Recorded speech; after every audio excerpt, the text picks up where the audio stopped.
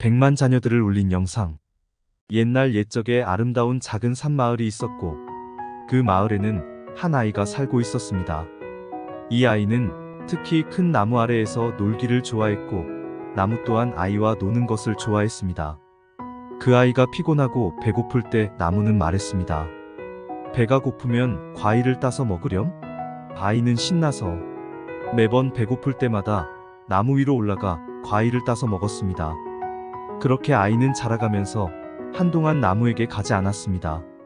하지만 몇 달 후 소녀는 나무한테 왔습니다. 나무는 요 며칠 왜 나한테 안 왔어? 보고 싶었잖아 라고 말했습니다. 아이는 나는 이제 학교에 가야 하는데 돈이 없어서 고민 중이야. 나무는 말했습니다. 내 과일을 따서 팔면 학교에 가는 비용을 마련할 수 있을 거야.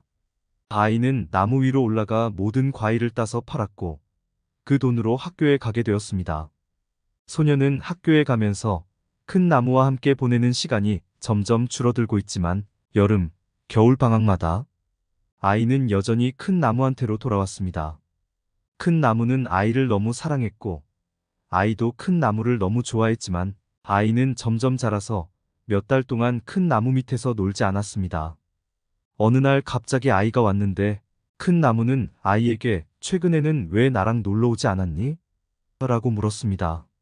아이는 대학도 졸업해서 더 이상 어린아이가 아니며 일하고 싶은데 경비가 없어서 고민인데 너랑 놀 생각을 어떻게 할 수 있겠어? 그러자 큰 나무는 돈이 부족하면 내 과일을 팔고 나무가지를 다 잘라서 땔감으로 팔아라. 그 돈이면 경비로 충분할 것이다. 그러자 아이는 정말요? 정말로 모든 열매를 따고 가지를 모두 잘라서 팔아도 되나요? 나무는 그렇다고 말했습니다. 아이는 큰 나무의 열매를 다 따고 나무의 가지를 다 잘라 땔감으로 팔아 경비를 마련해서 도청에 들어가 취직을 했습니다. 아이는 성인이 되고 더 이상 나무에게 가지 않게 되었지만 몇 년 후 아이는 결혼을 위한 집을 필요로 했습니다. 아이가 다시 나타나자 나무는 다시 도움을 주었습니다. 나의 몸통을 베어 팔아 집을 짓고 나면 그 돈으로 행복한 가정을 만들 수 있을 거야. 아이는 망설임 없이 나무를 베어 팔고 집을 짓는 데 사용하였습니다. 아이는 결혼하고 가정을 이루었지만 나무와의 만남은 점점 줄어들었습니다. 그리고 몇 년 후 아이는 나무에게 다시 나타났습니다. 나는 이제 일하러 다녀야 해. 돌아올 시간이 별로 없어. 나무는 말했습니다. 네가 나를 필요로 하는 한나는 여기에 있을 거야. 그러나 나무는 이미 뿌리만 남아 있었고 더 이상 열매를 맺지 못하였습니다. 아이는 감동하면서 그리고 나무에 대한 애정을 느끼며 나무에게 감사의 인사를 건넸습니다.